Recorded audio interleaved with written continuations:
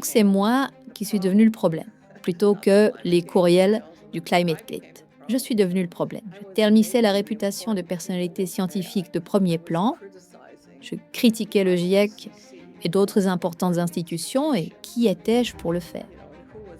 En fait, à l'époque, si vous tapiez Judith Curry sur Google, la première page affichait Judith Curry, négationniste du climat, Judith Curry, désinformatrice en série sur le climat, elle attaque les scientifiques, etc., etc. Vous pouvez imaginer l'image que ça donnait de moi à mes employeurs. Et j'ai compris à ce moment-là que ma carrière d'universitaire était en fait terminée. Le changement climatique entre effectivement dans cette catégorie des problèmes complexes, des problèmes diaboliques. C'est-à-dire des problèmes qu'on ne peut pas véritablement contrôler, qu'on ne peut pas non plus résoudre. Le mieux en fait qu'on puisse faire, c'est d'essayer de les comprendre et de gérer les impacts. Les négociateurs de l'ONU sur le climat, la conférence des parties, ont abandonné le scénario d'émissions extrêmes depuis 2021. Les scientifiques et le GIEC continuent de faire référence à ce scénario-là. Si vous exécutez les modèles climatiques sans ce scénario d'émissions extrêmes, vous n'obtenez en réalité pas d'impact significatif et il n'y a plus vraiment de raison de s'inquiéter. Ils voient dans l'alarmisme le chemin de la gloire académique et ça aura très longtemps été le cas pour beaucoup d'universitaires. Donc on va assister à un changement si les incitations qui conduisaient à la gloire et à la fortune changent avec le changement de gouvernement, avec l'arrivée de l'administration Trump. Ça pourra résulter en plus d'honnêteté, plus de débats véritables, plus de diversité dans les points de vue. Ce serait vraiment très appréciable. Mais vous savez, même Greta Thunberg a abandonné la question du climat. Je crois qu'elle trouve que c'est devenu un sujet ennuyeux. Donc d'une certaine manière, les gens ne s'intéressent plus autant qu'avant aux discours alarmistes. Bonjour à toutes et à tous. Merci d'être toujours plus nombreux à nous suivre et vous pourriez être encore plus nombreux peut-être. Donc n'hésitez pas à liker, commenter, à vous abonner. N'hésitez pas non plus à vous abonner à notre blog résilient.news qui traite dans un format différent, un format écrit, souvent les mêmes sujets que ceux qu'on aborde ici dans les interviews. Cette interview de Judith Curry est une vidéo un peu particulière parce qu'elle est en deux parties. Donc d'abord l'interview pendant à peu près un peu plus d'une heure et ensuite une présentation donnée il y a une année par Judith Curry, une présentation avec diapos. Nous avons traduit avec mon amie Viviane les diapos, la présentation elle-même, l'interview est doublée en français. Donc c'est vraiment l'envie de notre part de vous donner l'opportunité de découvrir les idées de Judith Curry dans les meilleures conditions possibles pour un public francophone. Et je pense qu'on y est assez bien parvenu. Donc j'espère que vous aurez le même plaisir à découvrir la professeure Judith Curry que j'ai eu à l'interviewer. Et je déteste faire ce genre de vidéo face caméra, c'est très intimidant. Donc, je ne dirai plus rien, sinon, profitez de cette interview, j'espère qu'elle vous plaira et continuez à nous suivre. Et à bientôt, prenez soin de vous. Merci.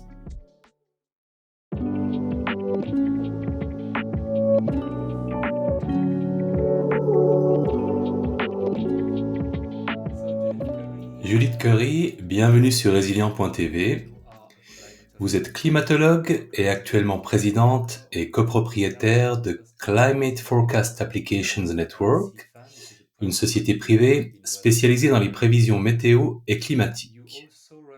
Vous tenez aussi un blog, Climate etc., sur judithcurry.com. Vous avez été professeure et présidente de l'école des sciences de la Terre et de l'atmosphère de l'Institut de technologie de Géorgie durant 13 ans. Et vous êtes aujourd'hui professeur émérite à la retraite. Est-ce que c'est juste jusque-là? Bien. Il y a 2 ans, vous avez publié un livre, Climate Uncertainty and Risk, et je suis ravi de vous annoncer que la version française est parue il y a quelques semaines. Son titre est bien plus accrocheur, c'est sans doute un choix de l'éditeur. Le titre, c'est Le changement climatique n'est plus ce qu'il était, aux éditions de l'Artilleur.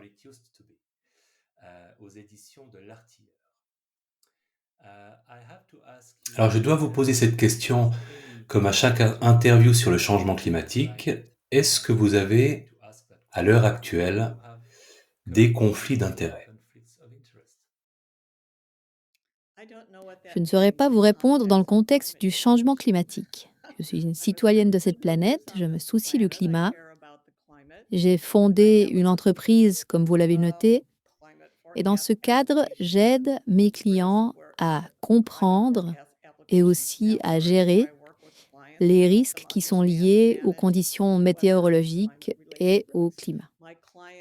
Mes clients sont des gouvernements, des compagnies pétrolières, des propriétaires de parcs éoliens, des compagnies d'assurance, etc.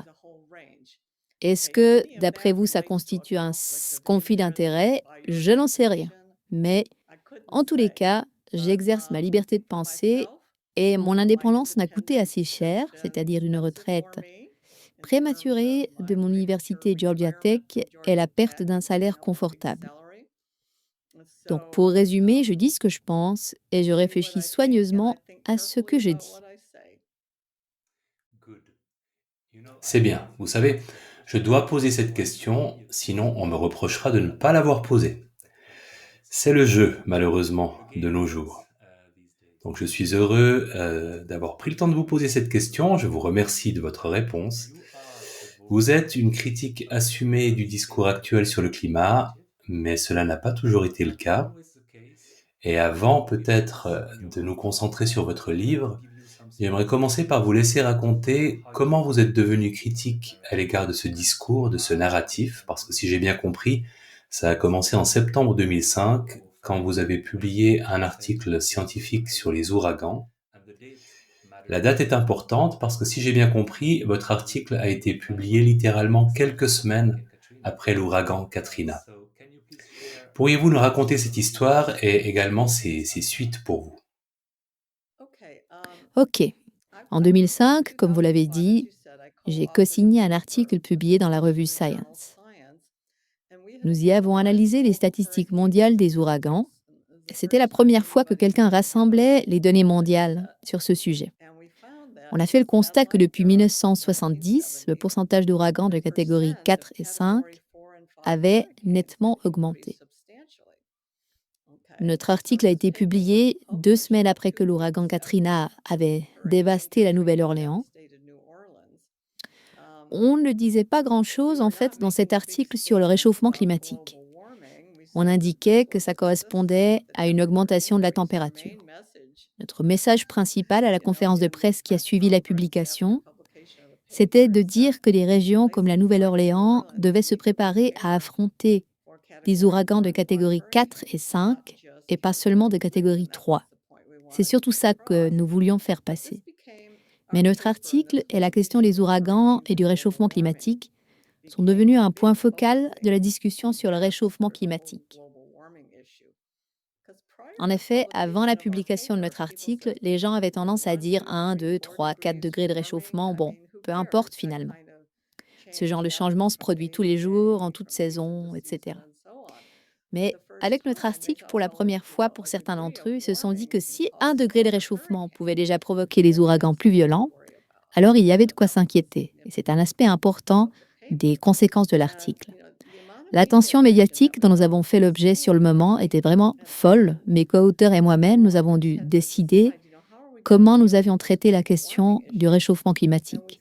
Et nous avons pensé que soutenir le consensus climatique du GIEC, de l'ONU, était l'attitude la plus responsable. Même si, dès le départ, j'étais un petit peu mal à l'aise par rapport à la façon dont les scientifiques étaient en train de devenir des activistes.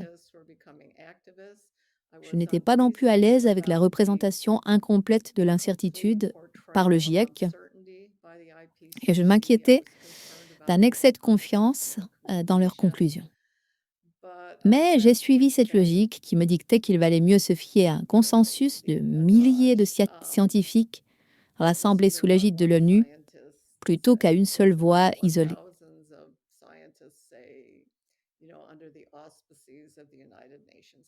J'ai donc adhéré à l'ensemble de ce narratif.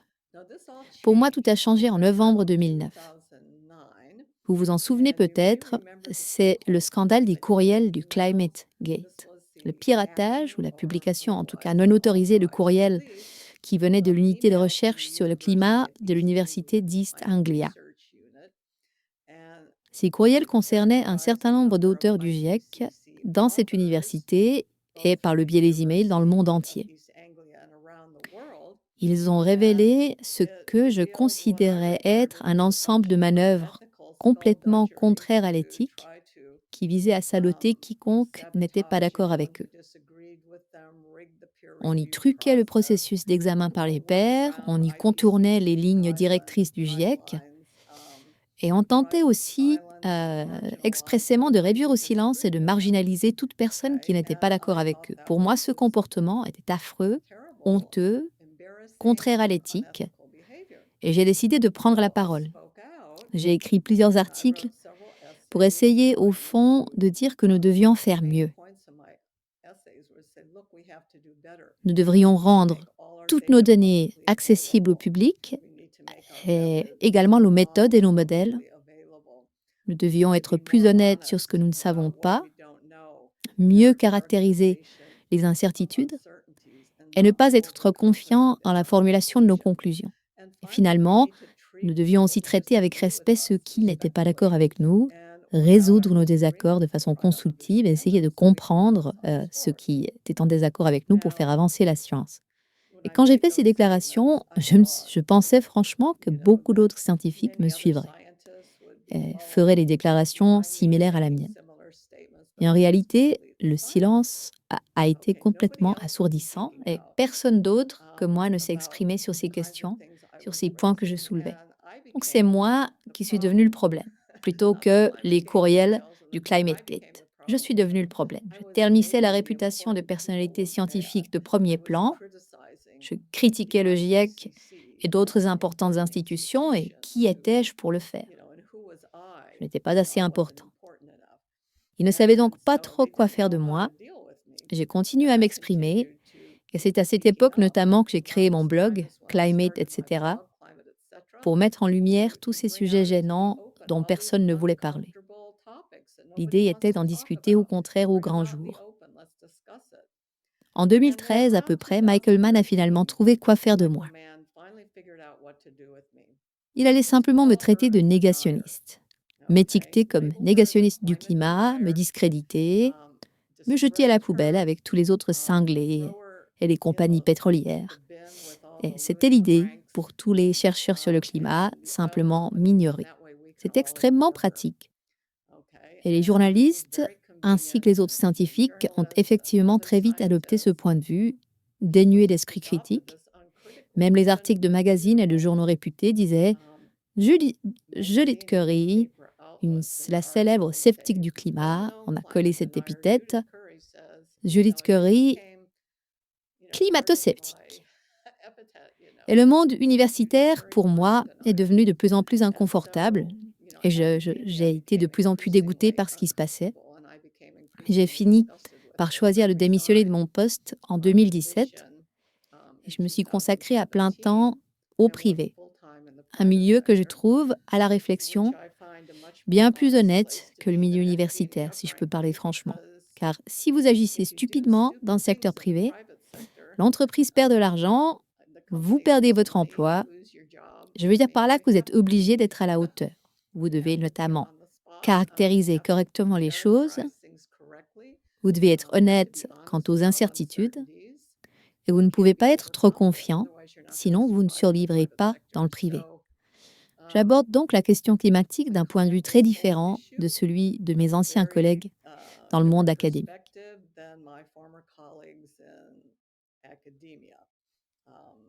Le temps que j'ai passé dans le privé m'a permis de mieux comprendre les risques et la façon dont on peut les gérer, ainsi que la perspective globale des risques qui sont liés au problème du changement climatique.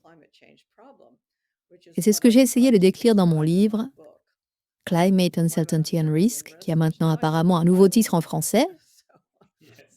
C'est l'essentiel de l'histoire.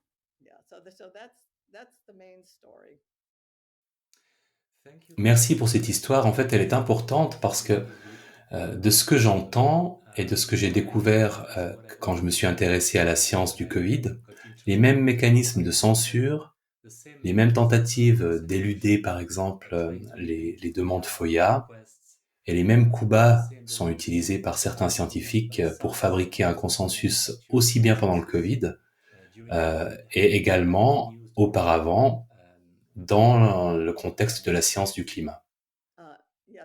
Oui, les parallèles entre la science du climat et le Covid sont nombreux.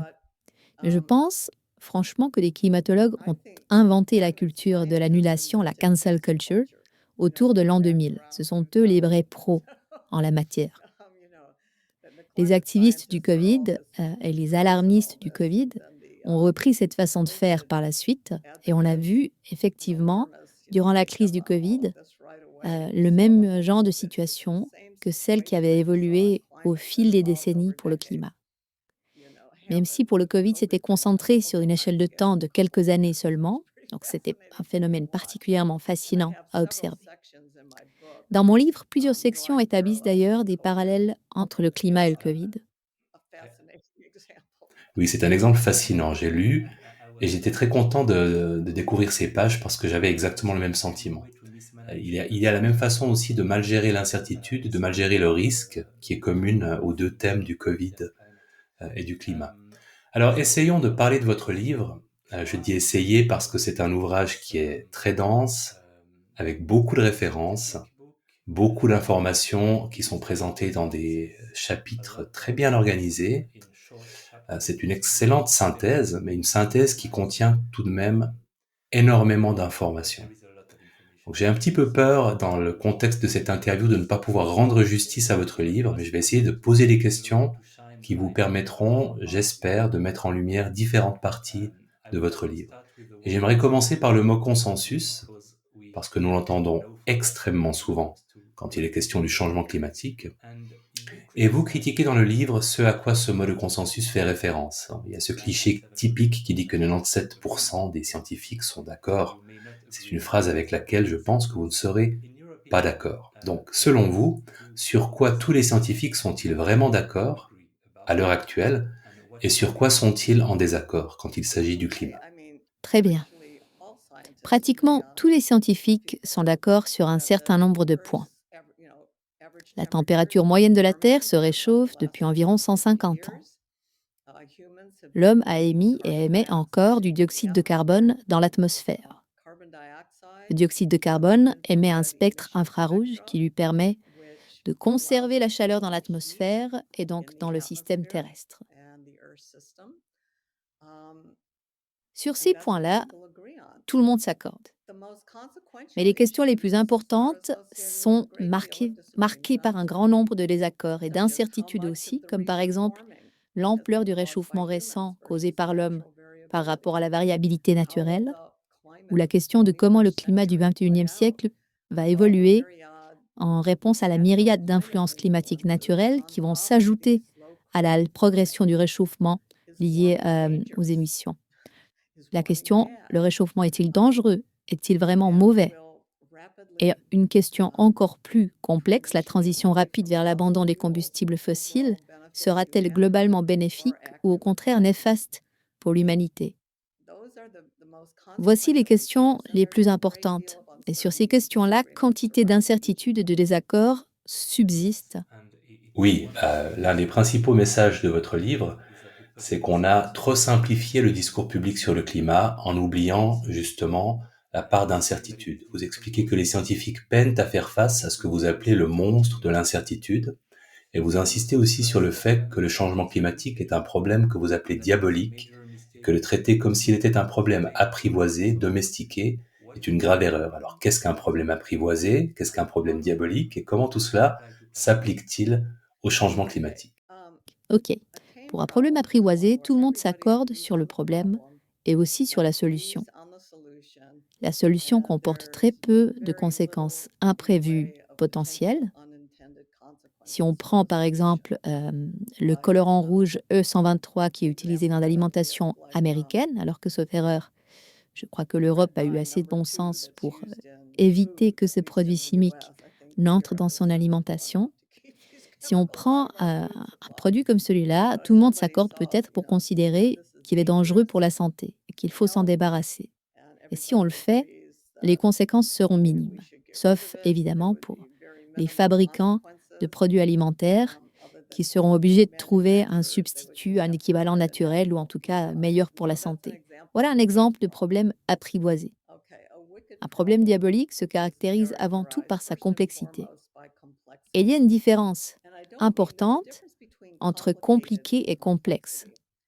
Un système compliqué peut comporter de très nombreux éléments, mais la relation de cause à effet entre ces différents éléments est bien comprise et simple.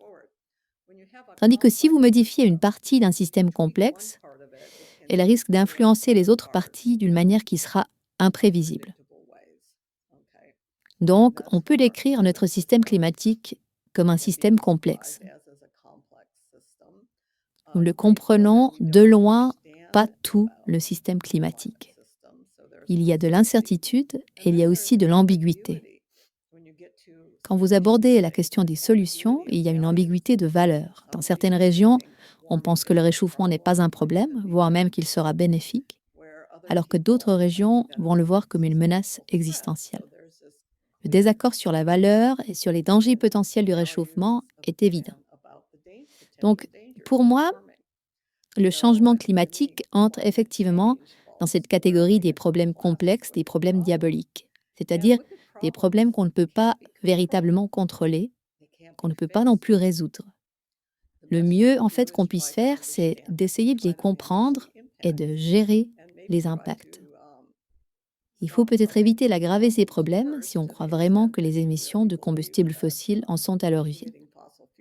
Cette idée que si nous sacrifions nos systèmes énergétiques et agricoles actuels sur l'autel de cette hypothèse qui veut que dans 50 ou dans 100 ans, les humains pourraient souffrir de nos actions actuelles, il faut quand même comprendre que cette idée-là, elle repose sur ce qui est une simple hypothèse. Alors que d'un autre côté, nous avons une certitude que si nous abandonnons rapidement les combustibles fossiles, cela va provoquer les dégâts environnementaux autant qu'économiques très importants. Si nous mettons en péril notre approvisionnement en nourriture et en énergie, ce n'est pas bénéfique du tout pour l'humanité. Et évidemment, nous ralentirons le développement de l'Afrique, car l'argent de l'aide, qui était destiné à éliminer la pauvreté, ou à soutenir l'agriculture, ou à réduire la vulnérabilité justement aux événements climatiques extrêmes, est désormais très largement consacré à des projets d'énergie verte, qui sont très loin des priorités des Africains. Donc la civilisation est en train de faire un pas en arrière. Si nous essayons, à la vitesse à laquelle nous le faisons actuellement, d'abandonner très vite les combustibles fossiles. Et paradoxalement, notre précipitation vers le net zéro ralentit la transition, une transition plus efficace de nos systèmes énergétiques à l'aube du XXIe siècle. Parce que bien sûr que tout le monde souhaite une énergie plus abondante, plus propre et moins chère. Et il existe des nouvelles technologies sur lesquelles on est en train de travailler qui peuvent nous aider à y parvenir réellement.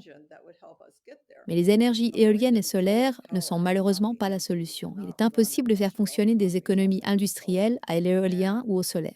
En plus, cela exige une grande surface de terrain. Et en Europe, comme vous le savez, la population est assez dense. Il n'y a pas de place pour tous ces parcs éoliens et solaires. Il s'agit donc d'une mauvaise solution pour un problème qui est, à mon avis, mineur. Nous devons effectivement trouver des meilleures façons de gérer les risques climatiques, et ça, c'est ce que j'expose dans la troisième partie de mon livre. Puisque vous parlez de solutions, votre livre se concentre beaucoup plus sur l'adaptation que la plupart des membres du consensus actuel sur le climat ne le font. Et peut-être que vous pourriez prendre le temps de nous expliquer à quoi ressemblerait une adaptation et pour quelles raisons ce serait, selon vous, la meilleure option.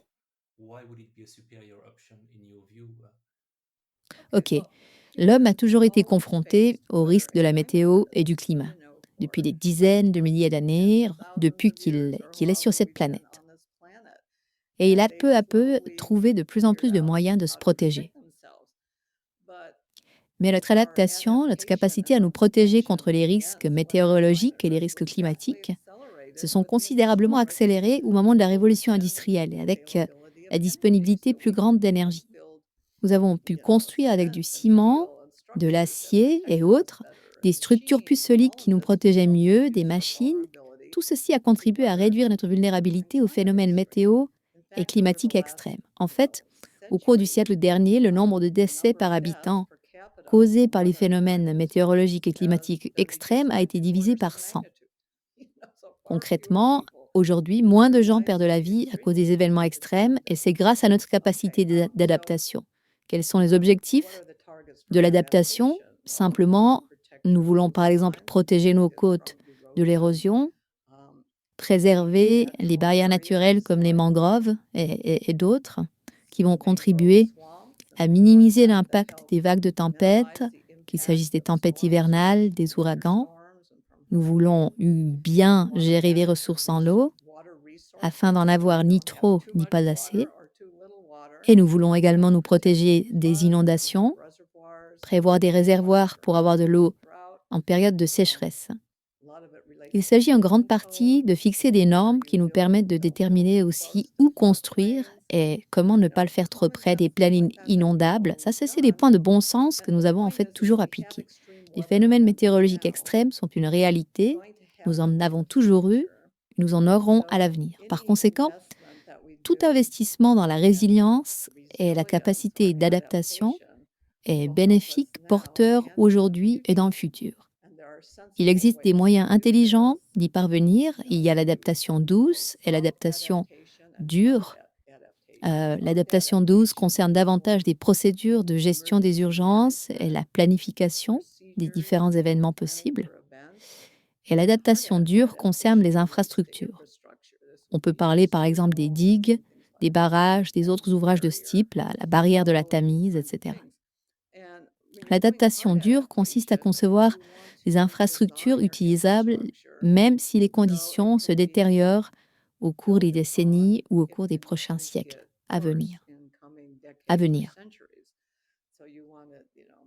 Une adaptation dynamique permet de ne pas remplacer l'infrastructure à chaque fois que la situation se dégrade. On peut plutôt ajouter progressivement des éléments aux constructions et les Néerlandais sont les champions du monde en la matière. Ils ont aménagé chaque mètre carré de leur environnement, alors qu'une grande partie du pays se situe à 2 mètres en dessous du niveau de la mer. On voit que ce petit pays produit une grande partie des produits alimentaires pour l'Europe entière. Donc ce qu'ils ont réussi à accomplir est absolument remarquable. Et nous pourrions tous beaucoup en apprendre des Néerlandais parce que penser que tous nos problèmes vont disparaître et que nous aurons de la nourriture en abondance, que nous serons à l'abri des phénomènes météorologiques extrêmes, si seulement nous cessons de brûler les combustibles fossiles, c'est pour moi un véritable conte de fées. Très bien. Revenons à cette idée de problème apprivoisé ou diabolique. Une des façons, si j'ai bien compris, de prétendre qu'il s'agit d'un problème apprivoisé, c'est aussi cette utilisation qu'on a des modèles. Et j'ai vu la même chose pendant la crise de la pandémie. Les modèles ont été utilisés en l'absence de données appropriées. Et en sciences du climat, l'utilisation des modèles est nécessaire à un certain niveau pour essayer de connaître l'avenir, de l'anticiper, de le prédire. Mais c'est un aspect qui reste très controversé de la science climatique. J'aimerais donc que nous parlions des modèles car vous y consacrez beaucoup de pages dans votre livre. Selon vous, à quel point notre planète va-t-elle se réchauffer?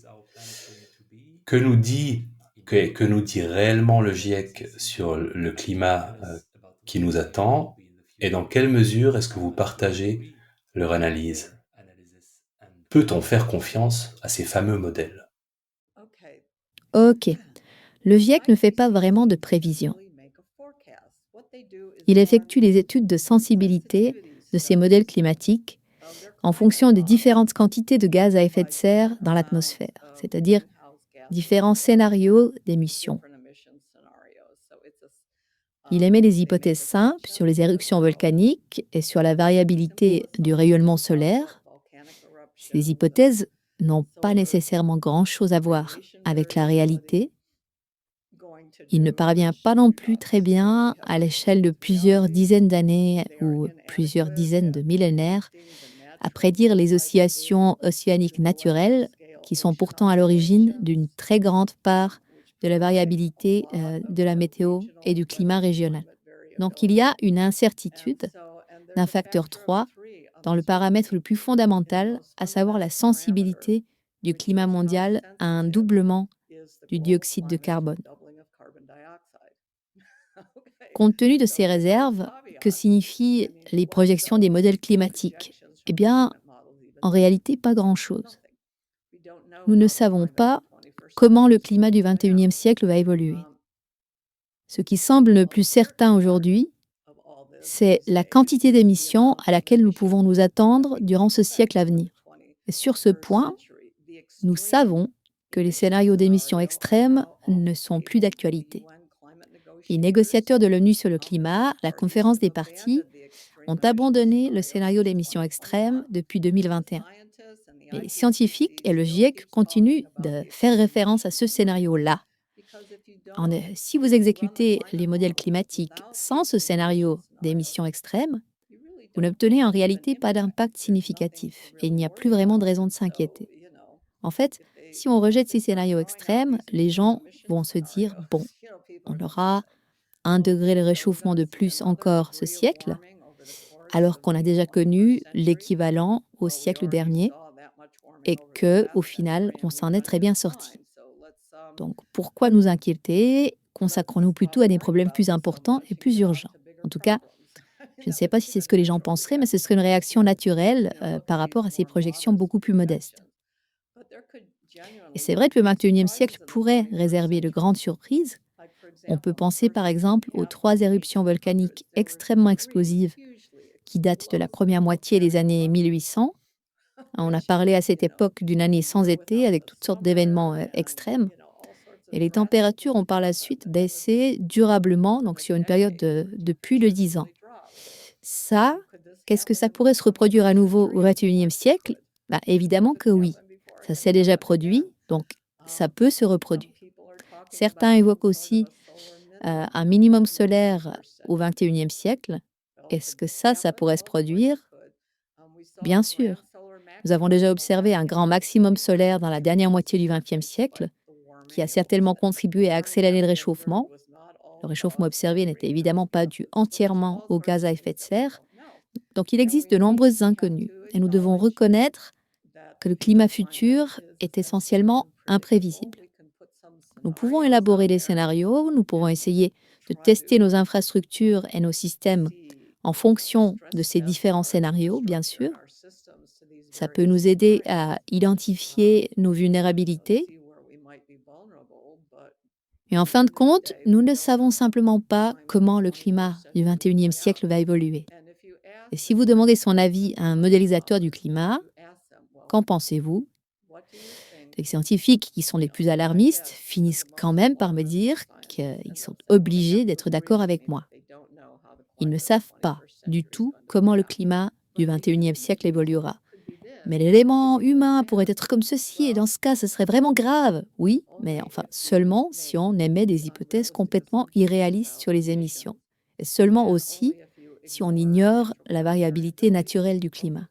Ces 2 choix qui sont, si je peux parler franchement, assez stupides, d'après moi. Ils ont complètement saccagé les modèles climatiques. Ce sont les outils qui ont une utilité pour la recherche, ils nous aident à comprendre le fonctionnement des systèmes climatiques, mais ce ne sont pas des machines à prédire le futur. Quant aux émissions, les scénarios les plus pessimistes, est-ce que vous pouvez nous dire qu'ils ont été exclus désormais, même par les alarmistes les plus acharnés? En fait, c'est l'Agence internationale de l'énergie qui réalise de bonnes projections. Ce sont probablement les gens, à mon avis, les plus fiables. Et leurs projections sont légèrement inférieures au scénario d'émission moyenne du GIEC. Et pour les pires scénarios d'émissions, il n'existe aujourd'hui aucun récit crédible qui permettrait de nous y conduire. Donc concrètement, il faudrait augmenter la combustion du charbon de 600%, ce genre de choses. On sait très bien que ce n'est pas possible, il n'y a même pas assez de réserves de charbon pour que ça puisse se produire. En tout cas, pas assez de réserves connues. Donc ces hypothèses sont ridicules. Il est impossible de concevoir une réalité qui permettrait à ces scénarios extrêmes de se réaliser. Ils sont tout simplement invraisemblables si on se fonde sur les éléments que nous connaissons. Donc l'analyse la plus convaincante, c'est plutôt celle justement de l'Agence internationale de l'énergie, qui procède à des modélisations et à des analyses démographiques complexes. Si vous examinez le bilan du XXIe siècle jusqu'à présent, vous verrez que nous suivons pour l'essentiel le scénario modéré. Donc ces scénarios d'émissions extrêmes ne sont plus pertinents, ils n'ont plus aucun sens. Mais le problème, c'est que beaucoup de climatologues sont encore complètement accros à ces scénarios parce que simplement, je pense, ils leur offrent les résultats les plus spectaculaires. Et j'imagine que les résultats traumatisants sont ceux qui vous permettent d'obtenir des subventions, d'attirer l'attention des médias sur vous, de gagner en notoriété. Absolument. La question de la sensibilité, de l'impact réel du CO2 sur le climat est aussi, en tout cas aux yeux de certaines personnes, controversée. J'ai vu des articles, mais je n'ai pas du tout le niveau scientifique requis pour les comprendre, qui suggéraient qu'il existait une limite supérieure à l'impact du CO2 sur le climat et que cette limite pourrait être plus basse que ce qu'on avait imaginé jusqu'à présent. J'imagine que vous connaissez ces articles. Quelle est votre opinion à ce sujet? Qu'est-ce que vous en pensez? Bon, c'est un petit peu trompeur. Le spectre d'émissions infrarouges du dioxyde de carbone est bien connu. À des concentrations plus élevées, certaines de ces raies seront saturées. Les raies situées dans les ailes de la bande deviennent alors plus importantes et vous provoquez en fait cette ouverture de nouvelles raies dans les ailes. Mais même lorsque celles-ci sont saturées, si elles le sont près de la surface, ce qui se passera, c'est que le niveau d'émission se déplacera à une altitude plus élevée dans l'atmosphère. Donc ce niveau s'élève, mais l'effet de serre ne disparaît pas pour autant. Et le réchauffement, forcément, ne disparaît pas non plus. Mais oui, c'est vrai que des bandes proches de la surface peuvent être saturées à des concentrations élevées de CO2. Mais affirmer que l'effet de serre n'aurait tout à coup plus d'importance parce que ces raies sont saturées, c'est un récit extrêmement simpliste. Il s'agit plutôt d'un point de détail technique que certains scientifiques ont soulevé. Mais ce point de détail, pour moi, ne falsifie absolument pas les principes de base. Merci pour cette clarification. Vous affirmez aussi qu'un des principaux problèmes liés au consensus, c'est le niveau de risque associé au changement climatique. Et vous en avez déjà parlé un peu plus tôt. C'est cette affirmation selon laquelle le changement climatique provoqué par l'homme est dangereux. Donc, que savons-nous véritablement des dangers et dans quelle mesure ces dangers, dont nous entendons beaucoup parler, sont-ils exagérés? Par exemple, on peut prendre l'exemple de la question des événements extrêmes qui sont très souvent évoqués dans votre livre. Bon, il existe deux catégories de risques climatiques. La première catégorie, c'est disons le risque lent, progressif, lié au réchauffement. Pour vous donner un exemple, il y a par exemple la lente élévation du niveau de la mer et la fonte lente des glaciers. On peut classer ces phénomènes parmi les risques lents, les risques progressifs. Et nous avons aussi ce qu'on peut appeler le risque d'urgence, donc les inondations, les ouragans, les vagues de chaleur, les sécheresses et les autres phénomènes extrêmes de ce genre. Il s'agit de risques d'urgence, de phénomènes météorologiques ou climatiques extrêmes. Et même le GIEC ne trouve que très peu de liens entre les événements climatiques et météorologiques extrêmes et le réchauffement, à l'exception évidemment des vagues de chaleur. On établit des moyennes et à mesure que la température moyenne augmente, on peut effectivement s'attendre à plus de vagues de chaleur, mais aussi à moins de vagues de froid. Or, en ordre de grandeur, les gens meurent nettement plus suite à des vagues de froid que suite à des vagues de chaleur. Donc le réchauffement devrait logiquement apporter un bénéfice net en termes de réduction du nombre de vies perdues dues aux écarts de température. Et même le GIEC, dans son dernier rapport, reconnaît que le nombre de décès liés aux vagues de chaleur est en baisse, en partie parce que les gens sont mieux avertis, aussi grâce à l'air conditionné, aux actions de santé publique, etc. On réduit considérablement les pertes de vie dues aux vagues de chaleur, et c'est le seul impact certain des événements extrêmes liés au réchauffement climatique. Par contre, pour les ouragans, la grêle, les inondations, les sécheresses, etc., il n'existe aucune preuve empirique solide qui permette d'établir un lien entre une aggravation de ces phénomènes et le climat. Pour les ouragans, nous avons de bonnes observations satellites depuis 45 ans, donc à peu près depuis 1980.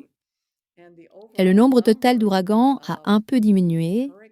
Le nombre de jours d'ouragans a aussi diminué. Et leur intensité, ce qu'on peut appeler l'impact potentiel des ouragans, a aussi diminué. Le nombre des ouragans majeurs, par contre, n'a pas vraiment diminué, mais il existe une variabilité de fond qui est vraiment importante et c'est difficile de discerner les tendances par rapport à la variabilité naturelle du climat. Et certaines tendances sont à la baisse, contrairement à ce qu'on entend systématiquement dans les médias. Pour les inondations et les sécheresses, on a l'impression qu'il y a eu plus d'inondations. Et c'est vrai que ces derniers étés, en tout cas, en Europe et particulièrement en Espagne, on a observé de terribles inondations. Mais ça s'explique en partie par le fait que l'Europe est en train de démolir ses barrages. Et ces barrages avaient été construits pour se protéger des inondations. Donc ils les détruisent pour des raisons environnementales, mais ce n'est pas non plus très bon ni pour l'environnement, ni pour les bâtiments, les humains et les écosystèmes, lorsque tout est détruit par une inondation, n'est-ce pas? Donc, on va mettre ça sur le compte du changement climatique, du réchauffement de la planète, alors que la responsabilité en revient plutôt à une mauvaise gestion politique et à cette destruction des barrages. Aux États-Unis aussi, nous avons une terrible inondation. L'été dernier, l'ouragan Helen a déversé d'énormes quantités de pluie sur les Appalaches, c'est près de la côte centrale atlantique, pour ceux d'entre vous qui ne connaîtraient pas très bien la géographie américaine. Et c'était en effet terrible. Mais là encore, il s'agit surtout, avant tout, d'un échec politique. La Tennessee Valley Authority a été chargée, il y a une centaine d'années, de construire des barrages afin justement de prévenir ce genre d'inondations qui sont naturelles dans cette région. On a construit quelques-uns de ces barrages, mais les habitants de la région ont dit « Oh non, c'est tellement beau, nous ne voulons plus de ces barrages ». Et donc, bien sûr, faute de barrages, la région a été inondée parce qu'ils ne voulaient pas que ces barrages gâchent ces beaux paysages. C'est comme ça que ça s'est passé. Donc là encore, il s'agit surtout d'un mauvais choix politique alors que nous connaissons très bien la solution. Les habitants ont simplement fait d'autres choix et ces choix se sont avérés sur le long terme de mauvais choix. Quand on rend le réchauffement climatique responsable de ce type de phénomène, on détourne l'attention des vrais problèmes, notamment de l'absence de gestion correcte des inondations, qui tiendrait compte des événements historiques qu'on a déjà connus dans le passé, dont nous savons parfaitement qu'ils vont se reproduire. C'est un exemple. Et tout ce qui tourne autour de l'affirmation selon laquelle le réchauffement engendrerait des événements météorologiques extrêmes relève souvent du même genre de problématique. Cette idée ne résiste pas à l'analyse, et même le GIEC reconnaît. Aujourd'hui, en fait, paradoxalement, j'ai l'impression que les climato-sceptiques se réfèrent de plus en plus volontiers au GIEC, plutôt que les activistes, qui trouvent que les rapports du GIEC ne sont plus assez alarmants pour eux, et qui vont s'engager sur une voie argumentative parallèle qui n'est en réalité plus du tout soutenue par les données et par les analyses scientifiques. Il ne faut pas oublier non plus qu'il y a des bonnes nouvelles. La planète reverdit depuis à peu près une quarantaine d'années, et ce verdissement substantiel est dû à l'augmentation du dioxyde de carbone qui est essentiellement de la nourriture pour plantes, dû aussi évidemment à des températures un peu plus chaudes, à un peu plus de précipitations. Ces conditions, les plantes les adorent. Dans l'ensemble, la planète reverdit. Rien de mal à ça.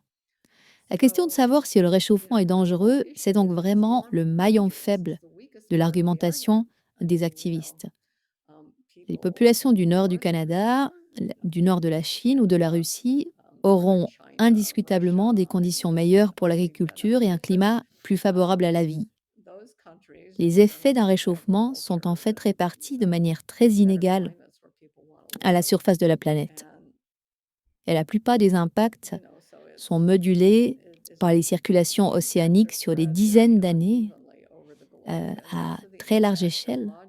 Et ces circulations vont changer, vont se déplacer. Donc vous pouvez tout à fait imaginer que si aujourd'hui un endroit sur la planète est plutôt en train de souffrir du réchauffement, dans 20 ou 30 ans, si les circulations s'inversent, il deviendra un bénéficiaire du réchauffement climatique. Il n'y a rien de simple, mais en fin de compte, il est très difficile de démontrer que le réchauffement est dangereux. Même en prenant l'exemple de l'élévation du niveau de la mer, qui semble simple, la plupart des endroits où cette élévation est un problème grave, ce sont des régions qui sont affectées en priorité par un affaissement des terres locales. Et cet affaissement, il a plusieurs causes. Il y a l'extraction des eaux souterraines ou des ressources pétrolières ou gazières en sous-sol. Il est souvent aussi simplement lié au poids des bâtiments. On peut prendre l'exemple de Houston, une grande ville du Texas qui est assez proche de la côte. Elle s'est complètement enfoncée de 6 mètres ces 70 dernières années. Et il ne s'agit pas ici d'une élévation du niveau de la mer, mais véritablement d'un affaissement qui est lié à la façon dont on a utilisé les sols.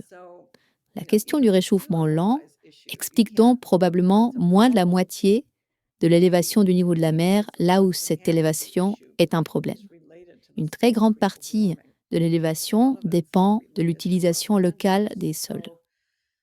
Et il est très difficile de distinguer chacune des causes potentielles, et en tout cas, tout mettre sur le dos du réchauffement dû aux combustibles fossiles, c'est simplement faux. Ça va nous détourner de la complexité des causes réelles des problèmes et ça va nous empêcher de trouver de bonnes solutions durables. Alors, je pense que vous allez lever les yeux au ciel en signe de désespoir, et je m'en excuse d'avance, mais je voulais quand même évoquer cette crainte de ce qu'on appelle les points de basculement, qui pourraient théoriquement mener à un effondrement complet d'écosystèmes entiers, voire même, selon certains, qui pourraient rendre la Terre inhabitable pour l'homme, ce qu'on appelle l'hypothèse de la Terre fournaise, la Hot House Earth. Et je vois déjà sur votre visage ce que vous en pensez, mais il n'en reste pas moins que ce phénomène est souvent évoqué. Alors, qu'en pensez-vous? Oui, si vous consultez les rapports du GIEC, vous y trouverez toute une liste de ces points de basculement. La plupart sont en fait d'une importance assez mineure. Par exemple, la disparition de la glace de mer en été dans l'Arctique. Il ne s'agit pas d'une disparition totale d'ailleurs, mais d'une disparition à 90%. Quoi qu'il en soit, cette glace se reforme chaque hiver. On peut donc se demander quel est le problème. Pour moi, le plus sérieux de ces points de basculement, potentiellement, ce serait l'effondrement de la calotte glaciaire de l'Antarctique occidentale.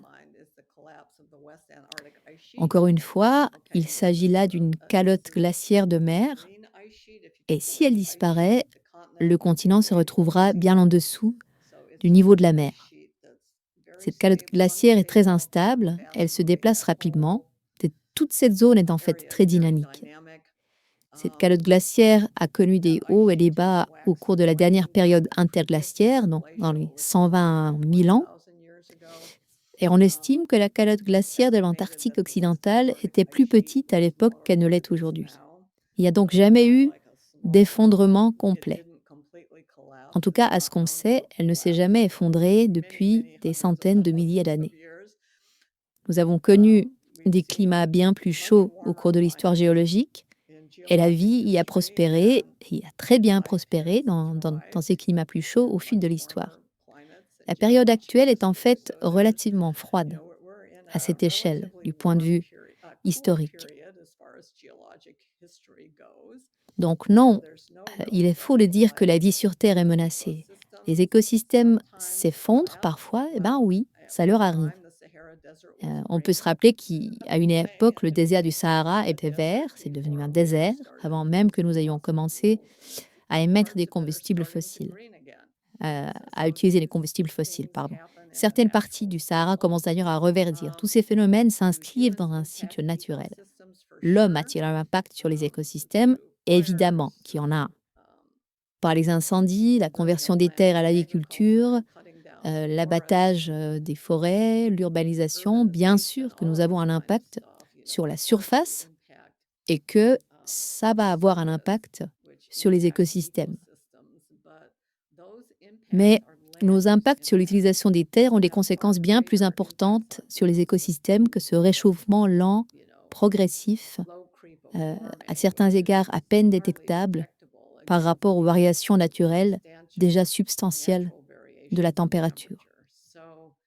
En fait, le GIEC ne trouve aucune preuve à l'échelle du XXIe siècle qui dépasserait le seuil d'une faible confiance pour l'un ou l'autre de ces divers scénarios de points de basculement. Et ceux qui vont présenter ces scénarios catastrophes vont s'appuyer sur des modèles climatiques inadaptés d'émissions extrêmes, ou alors vont choisir de remonter très loin dans l'histoire géologique, avec ce raisonnement, un événement grave s'est produit à telle époque, donc il pourrait se reproduire à l'avenir, etc. Ces scénarios sur les points de basculement sont soutenus sur le plan scientifique par des justifications très faibles. Est-ce qu'ils pourraient se produire? Potentiellement, oui, mais cela semble vraiment peu probable à l'échelle du XXIe siècle. Et si quelque chose se produisait, par exemple l'effondrement de la calotte glaciaire d'Antarctique occidentale, ce serait beaucoup plus probablement dû à la variabilité naturelle du climat.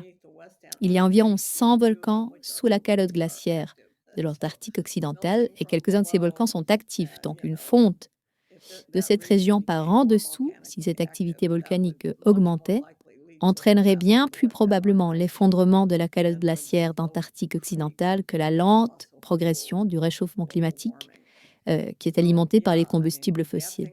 Donc oui, des catastrophes peuvent se produire, ça a déjà été le cas et ça peut se reproduire, mais il est beaucoup plus probable que cela soit causé par la variabilité naturelle du climat que par les émissions. Et la plupart des gens, vous le remarquerez, préfèrent un climat chaud. Aux États-Unis, les populations ont tendance à migrer des États du Nord comme New York ou l'Illinois vers les États du Sud comme la Floride ou le Texas, ou encore l'Arizona. Les gens n'aiment pas les hivers froids, ils ne les aiment pas, et donc le réchauffement climatique atténue un peu les rigueurs des hivers. On ne peut pas s'en plaindre. Pour en rester au chapitre des risques, on peut aussi mentionner ce qu'on appelle le principe de précaution, qui est en tout cas quelque chose qui est très souvent évoqué quand on discute de ce sujet dans mon cercle social.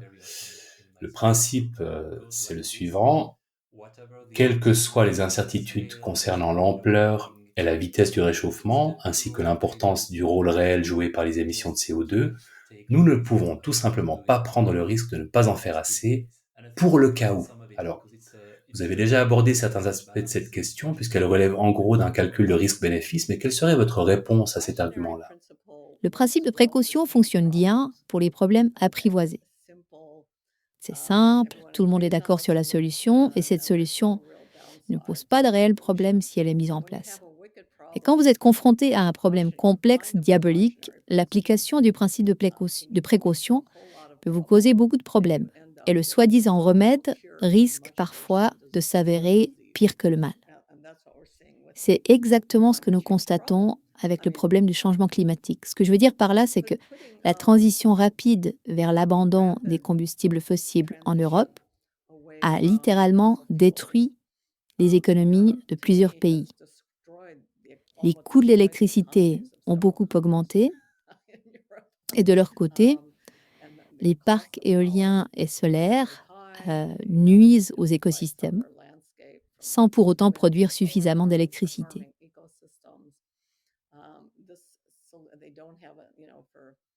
Aux États-Unis, la demande d'électricité explose en grande partie en raison des centres de données, des blockchains, de l'intelligence artificielle.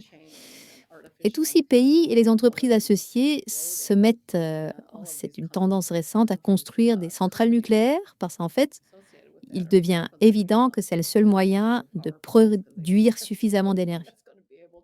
La France est relativement bien placée avec son parc de centrales nucléaires, donc surtout, ne les fermez pas, continuez au contraire à en construire de nouvelles. Vous avez trouvé en France la bonne solution énergétique il y a plusieurs décennies, mais d'autres pays en Europe sont en grande difficulté.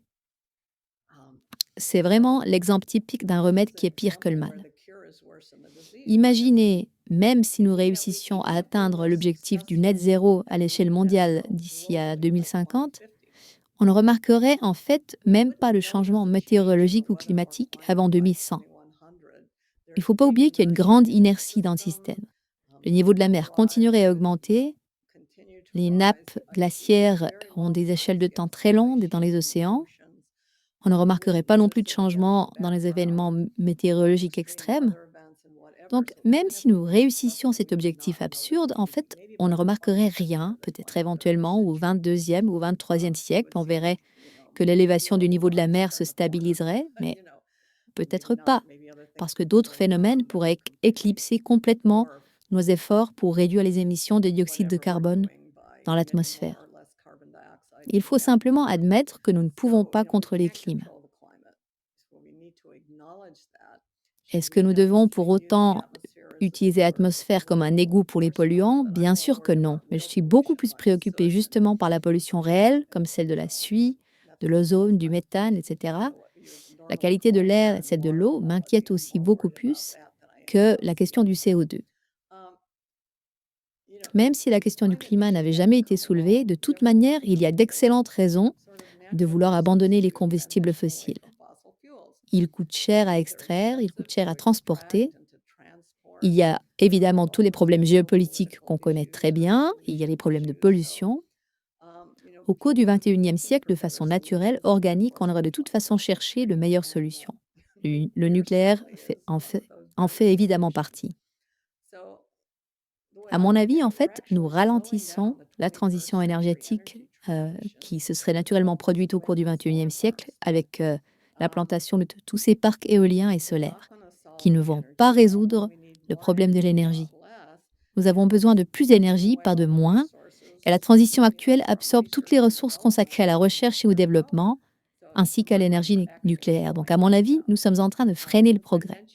Et puisque j'ai mentionné l'énergie éolienne et solaire, je vois un problème avec les parcs solaires, les parcs éoliens. Par contre, l'énergie solaire sur les toits des maisons n'augmente pas l'utilisation des terres et l'offre aux gens une certaine autonomie électrique. Donc pour moi, c'est plutôt une bonne solution. Mais encore une fois, le solaire sur les toits ne va pas alimenter une économie industrielle. Ce n'est pas une solution viable dans ce contexte-là. Non, le plus gros problème pour moi concerne plutôt les parcs éoliens et solaires, et en particulier les parcs éoliens en mer, qui sont des sources d'énergie qui coûtent cher et qui sont extrêmement nuisibles à l'environnement. Elles n'offrent absolument pas la capacité d'alimenter une économie industrielle. Comme je l'ai dit, nous devons comprendre le problème. Nous devons gérer les impacts et développer de meilleures technologies pour que l'homme minimise son impact sur l'environnement. Pour moi, c'est ça la voie du futur. Plutôt que de penser que nous pouvons vite changer le système énergétique mondial de fond en comble et par la même occasion contrôler le climat, ce sont des contes de fées. Merci. Je pense que vous avez clairement indiqué que selon vous, ce qu'on appelle le consensus scientifique n'a pas de réalité. Il faut quand même souligner, il y a une différence importante entre un consensus scientifique et un consensus de scientifiques. Les consensus scientifiques sont essentiellement des éléments qui sont très bien compris, au point même qu'on n'a même pas besoin de parler de consensus. Par exemple, l'atome d'azote est plus lourd que l'atome d'hydrogène. On ne va pas parler de consensus sur ce point-là alors que c'en est un. Cet autre consensus que j'ai mentionné, le consensus des scientifiques, c'est quelque chose qui est négocié, souvent à la demande de quelqu'un, d'un gouvernement par exemple, pour convenir d'une position face à une incertitude. Et le consensus qu'on va produire de cette manière-là va beaucoup dépendre des exigences posées par les politiciens et dépendra aussi des scientifiques que vous aurez soigneusement sélectionnés pour obtenir votre consensus. Donc on peut obtenir un consensus de cette manière, c'est exactement ce que le GIEC a essayé de faire. Mais quand on procède de cette manière, cela pervertit la science parce qu'en réalité, il y a de profonds désaccords. Ça va aussi terriblement biaiser l'élaboration, le processus d'élaboration des décisions politiques. Parce que si l'incertitude est l'élément le plus fondamental du problème, alors cette espèce de consensus négocié qui est fabriqué pour répondre aux désirs des politiciens, il sera forcément une très mauvaise recette pour élaborer une politique viable. Oui, nous avons vu ça dans le cadre du Covid aussi, quand les experts ont été systématiquement utilisés comme des fabricants de consensus sur des sujets comme par exemple l'efficacité des vaccins Covid sur la transmission. En réalité, il n'existait aucune donnée scientifique pour démontrer cette efficacité. C'était clair, particulièrement clair à partir de juillet-août 2021. Mais on continuait quand même à mettre en avant ce consensus des experts sur cette question. Oui, je sais, c'était affreux.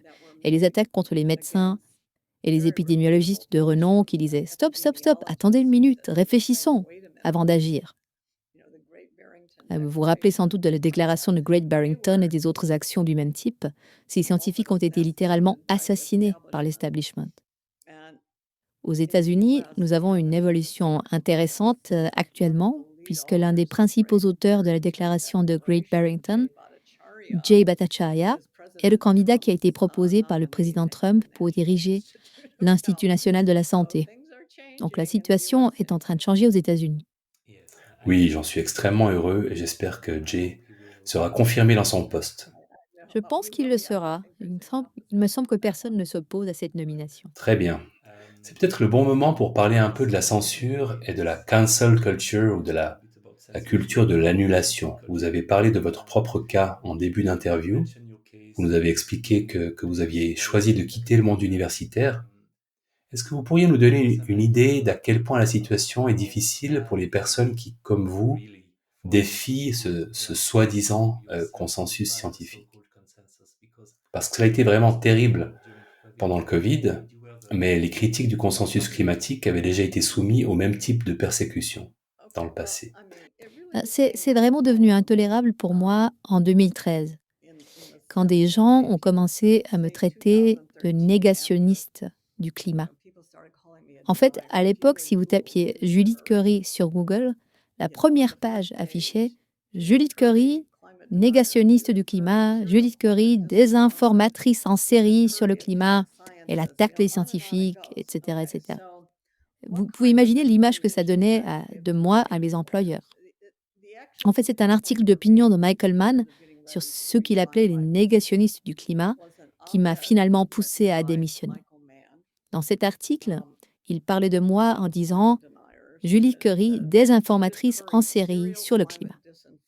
Et Georgia Tech, mon université, avait cette newsletter, les médias parlent de Georgia Tech.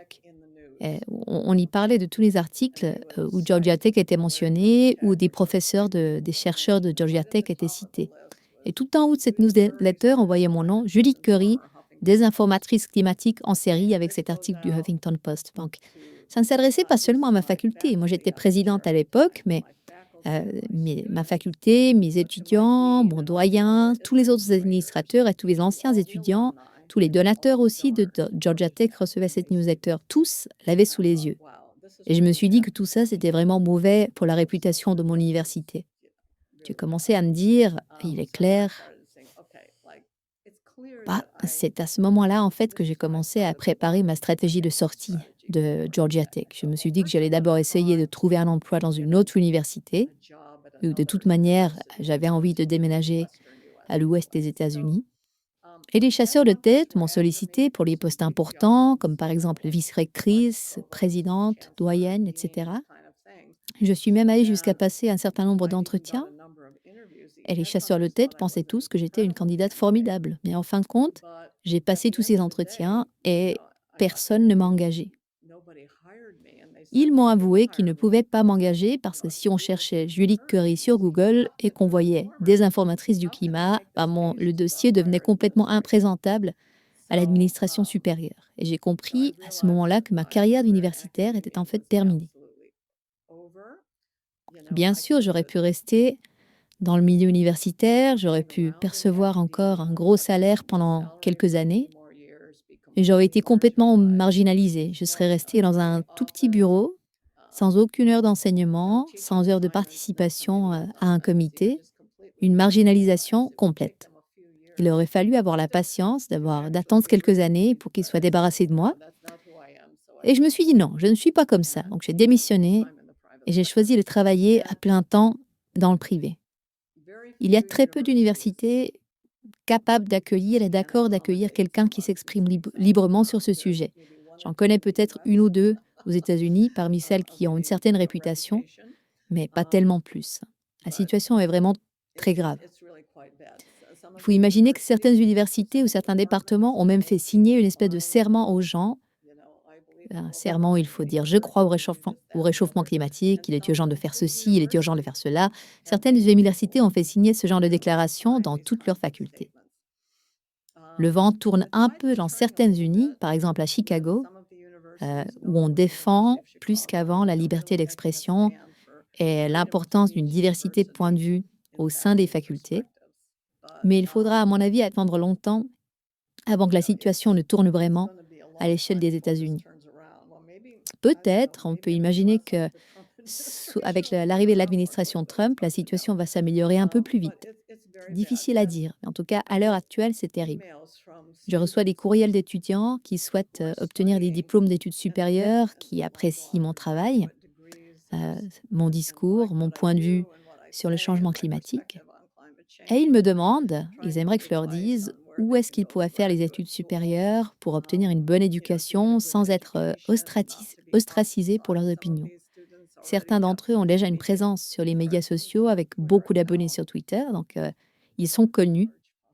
Et certains de leurs tweets évoquent vraiment beaucoup ceux que j'écrivais à l'époque, qui m'avaient d'ailleurs valu d'être sur liste noire avant le rachat par Elon Musk de Twitter, devenu X entre-temps. Donc, je recommande à ces étudiants quelques universités que je connais, mais pour être franche, la plupart de ceux qui partagent mon point de vue ont quitté le monde académique. Ils sont comme moi allés travailler dans le privé ou dans des think tanks, des organisations non gouvernementales.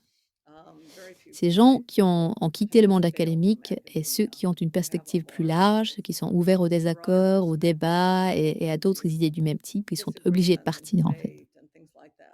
Vous savez, à l'époque, le débat d'idées, c'était vraiment le sel de la vie académique. C'est plus du tout le cas. Quand il s'agit de sujets politisés comme la santé publique ou le changement climatique, vous pouvez complètement oublier.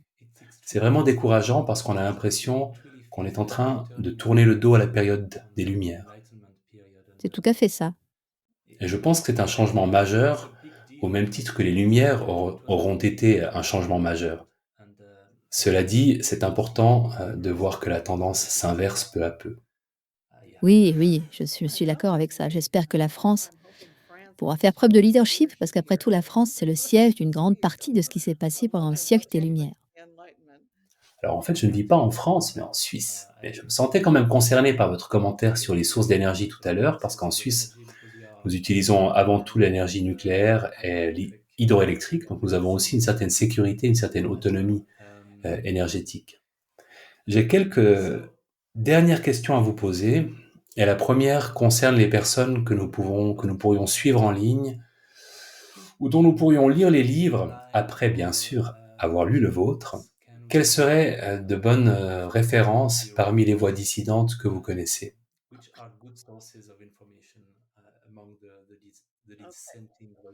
J'ai quelques livres à vous recommander.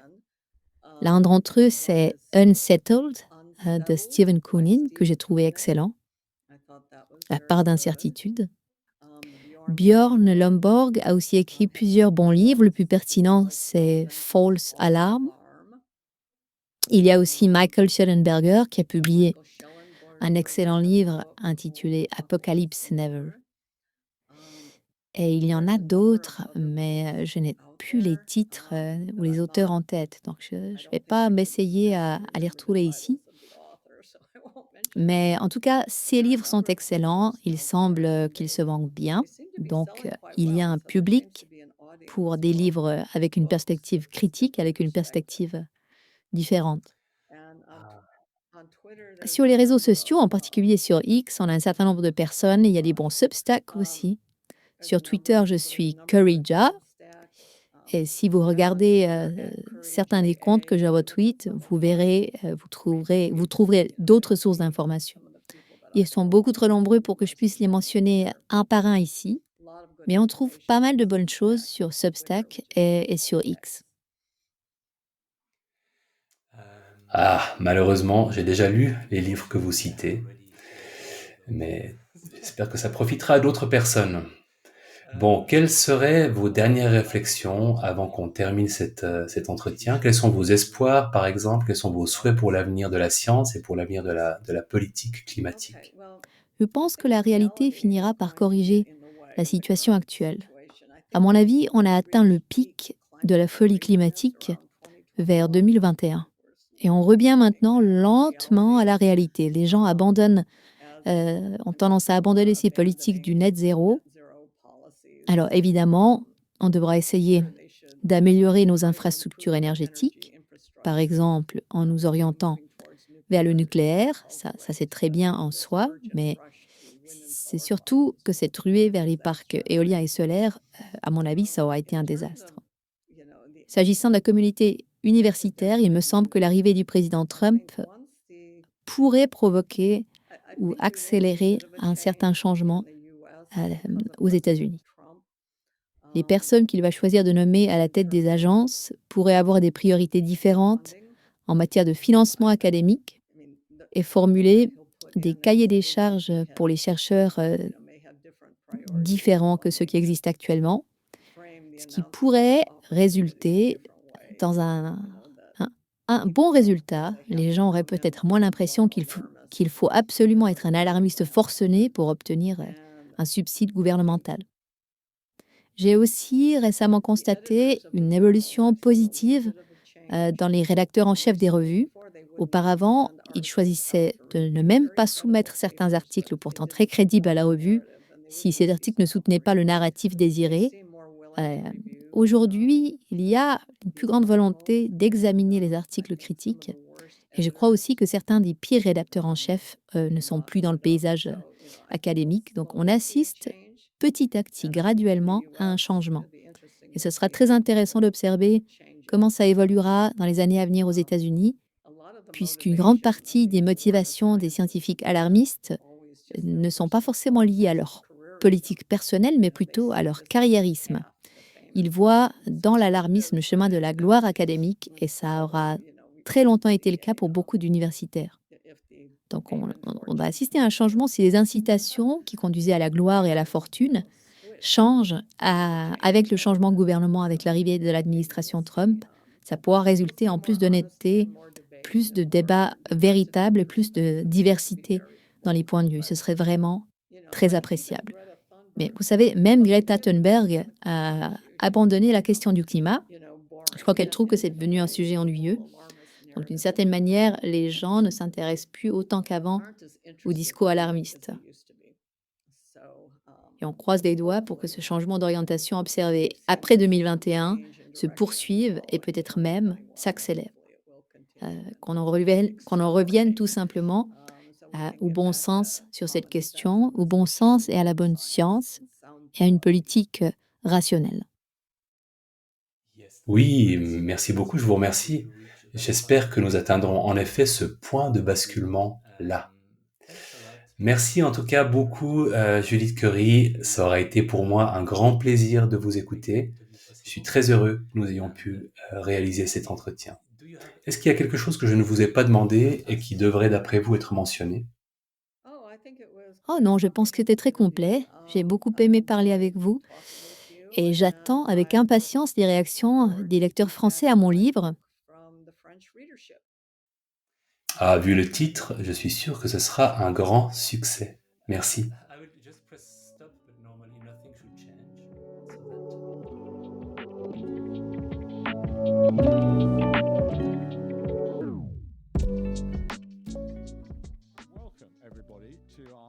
Bienvenue à notre conférence annuelle. Je suis très heureux d'accueillir le professeur Judith Curry en tant qu'invité spécial. Elle en connaît un rayon sur la science. Elle est l'une des plus grandes climatologues au monde, auteure de plus de 180 articles scientifiques.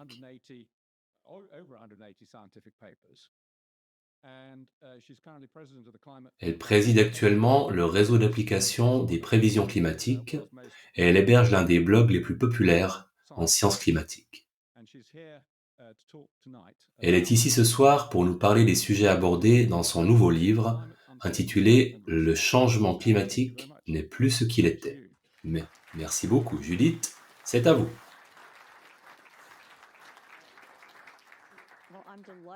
Je suis ravie d'être ici ce soir pour parler avec vous de mon sujet favori,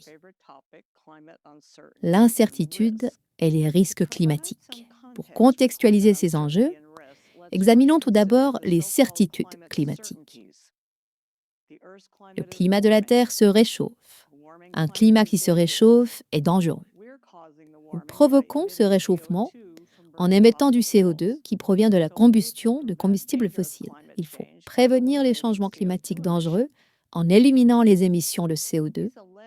Ces dites certitudes sont liées à la rhétorique apocalyptique de l'ONU et des dirigeants politiques. Voici quelques-uns de mes exemples favoris de cette rhétorique. L'horloge tourne et le temps nous manque pour éviter la catastrophe climatique. Nous sommes sur une autoroute vers l'enfer climatique, le pied sur l'accélérateur. L'accord de Paris de l'ONU vise le net zéro d'émissions d'ici à 2050 pour limiter le réchauffement à moins de 1,5 degré. Les politiques et les autres rencontrent plusieurs défis pour atteindre cet objectif, notamment sa faisabilité technique, économique et politique, la priorité donnée au changement climatique par rapport à d'autres problèmes, et les conséquences involontaires d'une transition rapide de notre système énergétique. Ces 2 dernières années, certains titres ont attiré mon attention. Près de la moitié des adultes britanniques craignent de tomber dans la pauvreté énergétique avant la fin de l'année. Pourquoi les agriculteurs néerlandais protestent-ils contre les réductions des émissions?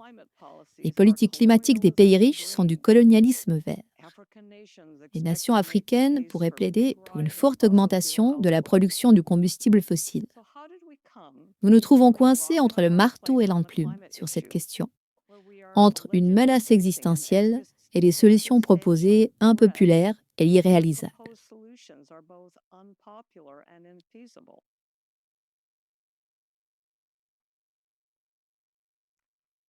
En résumé, nous avons mis la charrue de la politique avant les bœufs de la science. Dans les années 80, le programme de l'ONU pour l'environnement cherchait à promouvoir ses objectifs anticapitalistes d'élimination des combustibles fossiles. Une conférence de l'ONU à Toronto en 1988, avec notamment des climatologues militants bien placés, a recommandé de tout d'abord réduire les émissions de CO2 d'environ 20% d'ici à 2005, en partant du principe que le léger réchauffement observé depuis une dizaine d'années était dû aux émissions et qu'il était dangereux. C'est aussi en 1988 que l'ONU a créé le groupe d'experts intergouvernemental sur l'évolution du climat, le GIEC. Son premier rapport d'évaluation, en 1990, a conclu que le réchauffement récent restait dans les limites de la variabilité naturelle. Mais l'ONU n'en est pas pour autant resté là. Le traité de 1992 de la Convention cadre de l'ONU sur les changements climatiques a été signé par 196 pays. Il visait à prévenir les changements climatiques dangereux dus aux émissions humaines. Le deuxième rapport du GIEC, en 1995, a abouti à peu près aux mêmes conclusions. Mais de fortes pressions politiques ont fini par aboutir à un résumé aux conclusions plus fortes. Le résumé a notamment introduit le mot discernable et le corps du rapport a ensuite été modifié en fonction de cette introduction. À ce stade, le GIEC avait perdu toute velléité d'indépendance par rapport à la politique. Ce terme discernable a suffi à justifier le protocole de Kyoto. Certains scientifiques, comme Pierre Morel, directeur du Programme mondial de recherche sur le climat, se sont pourtant inquiétés. Il a déclaré le traitement du sujet du changement climatique a désormais atteint un niveau tel qu'il relève de la compétence de négociateur professionnel des affaires étrangères et est donc totalement sorti du cadre de la connaissance scientifique et de l'incertitude. De son côté, William Nordhaus, lauréat du prix Nobel d'économie, a souligné « La stratégie qui sous-tend le protocole de Kyoto n'a aucun fondement en économie ou en politique environnementale. »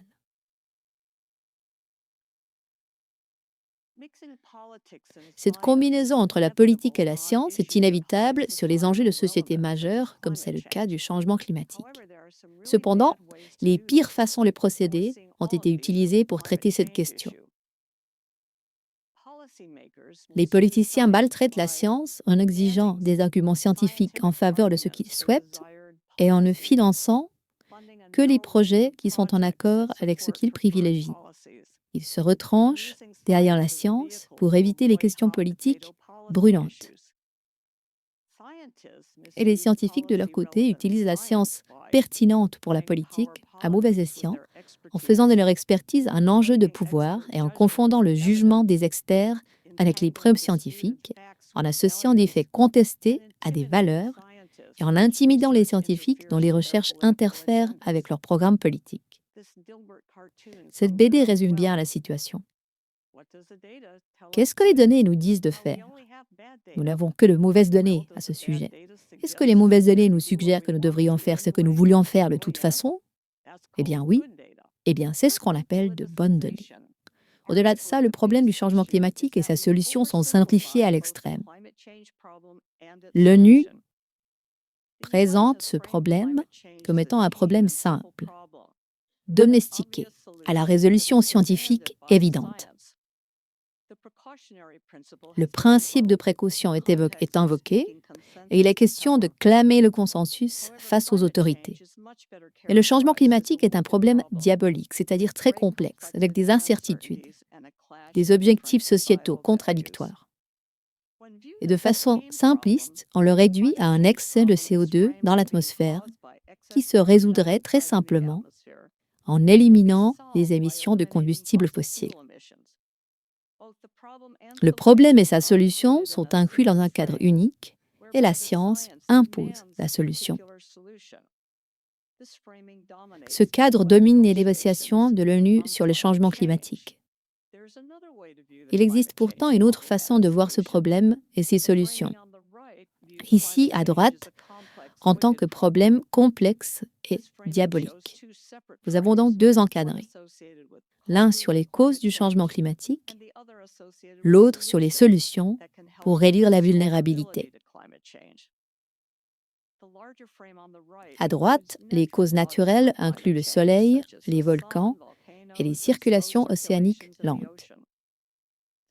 Ce cadre est provisoire car notre compréhension reste incomplète et les processus encore inconnus peuvent influencer le changement climatique. Le cadre de gauche vise à contrôler le climat, tandis que celui de droite reconnaît la futilité de ce contrôle. Les solutions de droite se concentrent sur les besoins humains fondamentaux en énergie, en eau et en nourriture. Le développement économique soutient ces besoins, tout en réduisant la vulnérabilité aux conditions climatiques et aux conditions météorologiques extrêmes. Ma vision du changement climatique et du bien-être humain se situe clairement dans le cadre de droite. Mais attendez, 97% des climatologues ne sont-ils pas d'accord? La science n'exige-t-elle pas l'élimination d'urgence des émissions de combustibles fossiles? Voici sur quoi en réalité les scientifiques s'accordent. Les températures des surfaces ont augmenté depuis 1880. L'homme ajoute du dioxyde de carbone à l'atmosphère. Le dioxyde de carbone et les autres gaz à effet de serre réchauffent la planète. Cependant, il existe des désaccords et des incertitudes sur les questions les plus importantes. Dans quelle mesure le réchauffement récent a-t-il été causé par l'homme? De combien la planète va-t-elle se réchauffer au cours du XXIe siècle? Le réchauffement est-il dangereux? Et l'élimination urgente de l'utilisation des combustibles fossiles améliorera-t-elle vraiment le bien-être de l'humanité? Pourtant, on répète que 97% des climatologues affirment que le réchauffement est dangereux et que la science exige une réduction urgente des émissions de CO2. Comment les dirigeants et comment une grande partie de la population mondiale en sont-ils venus à croire qu'il est urgent de réduire ces émissions par peur du mauvais temps? Non seulement nous avons mal évalué le risque climatique, mais les politiciens et les médias exploitent nos peurs pour sonner l'alarme. Le psychologue Paul Slovic décrit des caractéristiques qui rendent certains risques plus effrayants qu'ils ne le sont en réalité. Dans les comparaisons que vous voyez à gauche, le deuxième facteur de risque, en gras, est perçu comme pire qu'il ne l'est en réalité. Par exemple, les risques courants, contrôlés et volontaires, comme ceux liés à la conduite d'une voiture, suscitent le moins d'appréhension. En revanche, les risques rares, imposés et sans avantage, comme le terrorisme, sont ceux qui provoquent le plus d'effroi. Les communicateurs militants soulignent les aspects anthropiques du changement climatique. Ils soulignent le poids injuste des risques sur les pauvres et les risques plus immédiats liés aux phénomènes extrêmes. Un ouragan récent ou une inondation renforce cette perception du risque d'événements peu probables. Ça se traduit ensuite en une perception du risque global lié au changement climatique. Ainsi, les propagandistes manipulent habilement nos perceptions. Et malgré cette récente rhétorique apocalyptique, la crise climatique n'est plus ce qu'elle était. En 2013, le scénario extrême du 5e rapport du GIEC, le RCP 8.5, correspondait au scénario en cas de statu quo, business as usual, avec un réchauffement attendu situé entre 4 et 5 degrés d'ici à 2100. Aujourd'hui, ce RCP 8.5 n'est plus vu comme étant plausible. Et le scénario d'émission moyenne est sans doute le plus réaliste pour correspondre au maintien du statu quo, au business as usual, selon les rapports les plus récents de la conférence des parties. Une trajectoire d'émission avec un réchauffement situé entre 2 et 3 degrés, c'était auparavant ce qu'on aurait appelé un succès de politique climatique.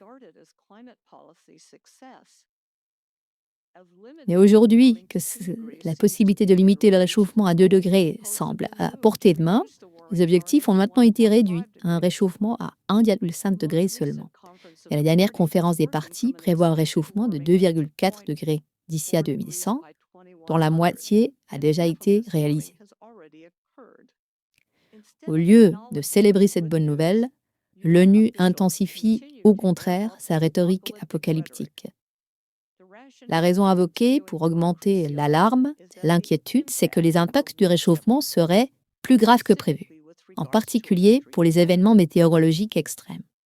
Il est pourtant difficile d'identifier un lien entre le changement climatique d'origine humaine et l'intensité ou la fréquence de ces événements climatiques extrêmes. Le dernier rapport d'évaluation du GIEC le reconnaît.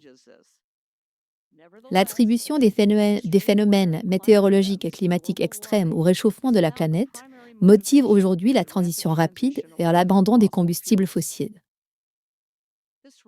Mais ce raisonnement est illogique. Il mélange deux catégories de risques. Les risques progressifs, dont un exemple serait l'élévation du niveau de l'océan, et les risques urgents, comme les événements météorologiques extrêmes, qui ne sont, eux, pas directement liés au réchauffement climatique. Et c'est là que ça devient intéressant. L'urgence de traiter les risques immédiats est utilisée pour justifier la réduction de ces risques graduels liés aux émissions. Alors que réduire les émissions impactera peu les événements extrêmes. Paradoxalement, ces tentatives vont aggraver la pauvreté et la précarité énergétique.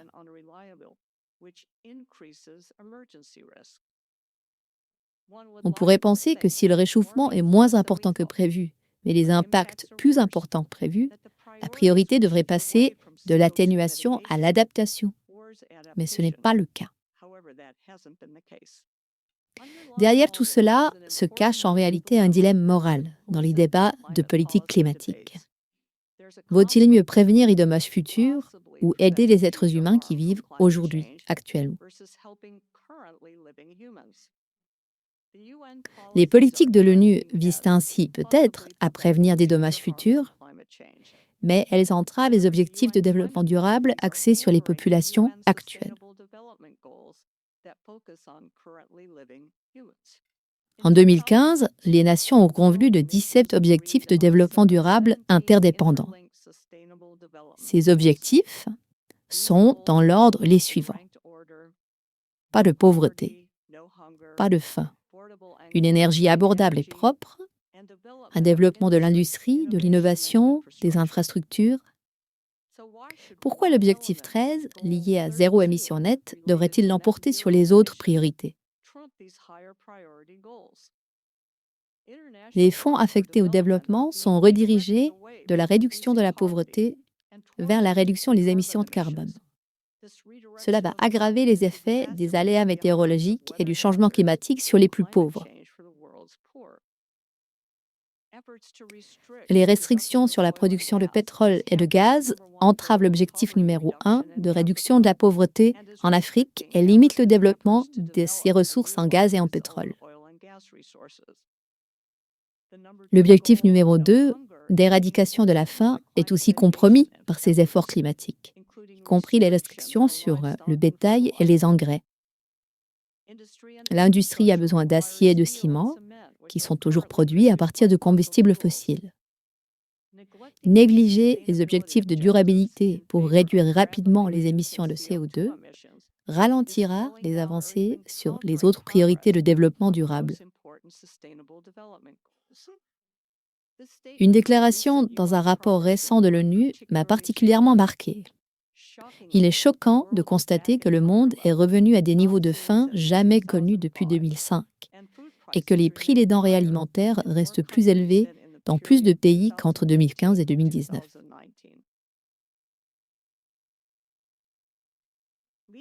Des scientifiques et des philosophes spécialisés dans les risques, sans aucun lien avec la lutte climatique, s'inquiètent également de cette évolution.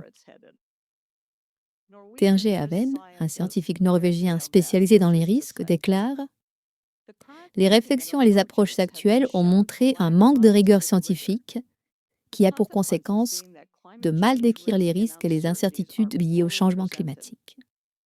Le domaine du changement climatique doit renforcer sa base scientifique en matière de risques afin d'améliorer la situation actuelle. » Le philosophe politique Thomas Wells déclare de son côté « Le débat sur le changement climatique mondial a mal tourné. De nombreux écologistes traditionnels défendent de mauvaises actions pour de mauvaises raisons. Tant qu'ils continueront à le faire, ils mettront en péril notre avenir à tous. » Ce diagramme résume la vision de l'ONU sur le risque climatique. Je l'appelle « Le climat est tout ». Ça m'a été inspiré par une couverture récente du Time Magazine. Si l'on suit cette perspective, le changement climatique englobe les conditions météorologiques extrêmes et la politique énergétique et cause bon nombre, grande partie des problèmes du monde. Le problème le plus récent que j'ai repéré, c'est que le changement climatique nuit apparemment aux travailleurs du sexe transgenre indonésiens. Allez comprendre. Cette vision « le climat est tout » est soutenue par une vision du monde plus large, adoptée par l'ONU et par d'autres, qui considèrent que l'environnement est fragile, que la population est excessive, que le capitalisme est nuisible et qui prônent donc un contrôle mondial sur toutes ces questions.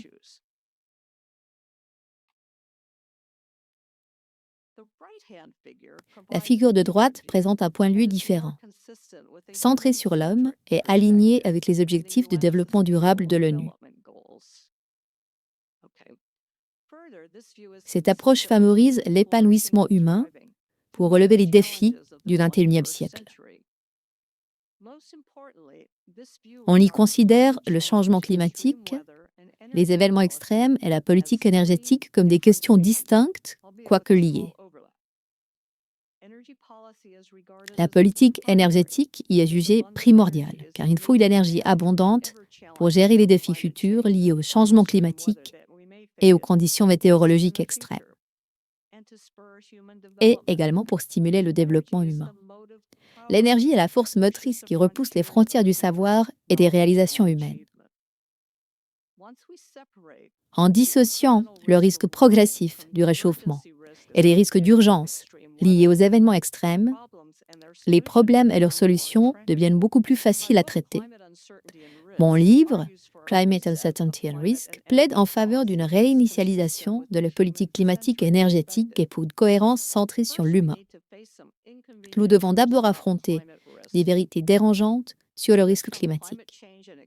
Les risques liés au changement climatique et aux événements extrêmes sont avant tout locaux et sont liés à la variabilité naturelle du climat, à l'utilisation des terres et aux vulnérabilités sociétales. Blâmer les émissions des combustibles fossiles pour ces catastrophes météorologiques détourne l'attention des véritables causes, comme la mauvaise gestion des risques et une gouvernance défaillante. Beaucoup de gens craignent bien plus un avenir sans carburant bon marché et abondant que le changement climatique. Il existe aussi des réalités qui dérangent sur les politiques climatiques et énergétiques de l'ONU. L'urgence d'atteindre les objectifs du net zéro entraîne de mauvais choix énergétiques. Les énergies éoliennes et solaires compromettent la fiabilité du réseau électrique et augmentent le coût de l'électricité. Même si nous atteignons le zéro émission d'ici à 2050, tous les changements climatiques seront affectés avant 2100 en raison de la variabilité naturelle du climat. Enfin, nous ne pouvons pas contrôler le climat ou les événements extrêmes en éliminant les émissions. L'ONU ayant mal identifié le risque climatique, il n'est pas surprenant que sa gestion soit aussi déficiente. À gauche, vous voyez un résumé de l'approche de l'ONU sur la gestion des risques climatiques. À droite, les perspectives que je défends dans mon livre, qui sont fondées sur une science moderne du risque. Cela inclut le pragmatisme climatique et la prise de décision dans une situation de profonde incertitude. À gauche, nous avons un problème simple, et à droite, un problème complexe. À gauche, un problème mondial et une solution mondiale. À droite, des problèmes et des solutions régionaux. À gauche, on cherche à contrôler le problème. À droite, on cherche à le comprendre et à gérer ses impacts. À gauche, on met l'accent sur un accord sur le problème. À droite, sur un accord sur les solutions. À gauche, on met l'accent sur le consensus. À droite, on reconnaît la réalité des incertitudes et des désaccords. À gauche, on applique le principe de précaution. À droite, une prise de décision solide. La stratégie de l'ONU à gauche impose des objectifs et des délais, tandis que celle de droite utilise une gestion adaptative flexible qui intègre de nouvelles connaissances à mesure qu'elles deviennent disponibles. Sur le plan politique, la stratégie de l'ONU est profondément polarisante, tandis que celle de droite cherche à garantir l'intérêt commun des communautés. Revenons à l'instant sur ce schéma. Une fois que l'on sépare la politique énergétique de la politique climatique, la voie à suivre en matière de politique énergétique est assez simple.